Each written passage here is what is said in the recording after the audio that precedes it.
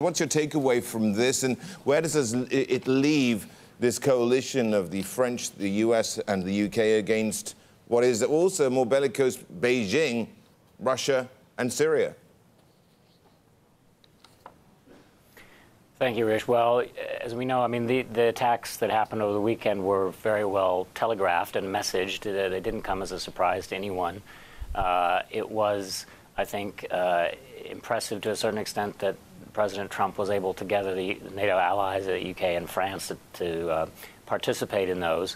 And it was really a message to Russia more than anything else that its use or supported use of chemical agents or nerve agents against whether it's in Syria or against expatriate Russians in the United Kingdom wouldn't be tolerated. That this was kind of a red line, to use that phrase again, and that there'd be a price to pay if those types of activities continue.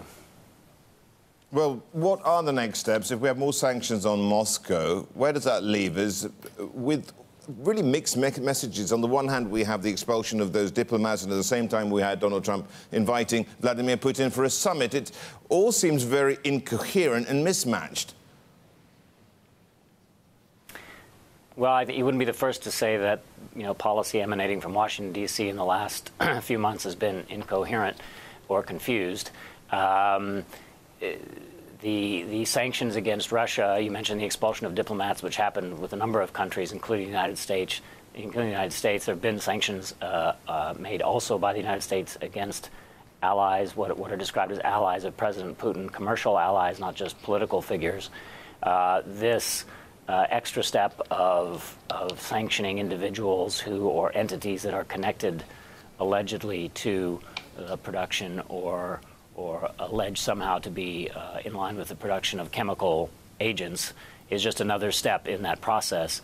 Remember that they did take great care in terms of the strikes of the weekend, to message them in advance to ensure that there wasn't an escalation in terms of there are Russian military units in Syria.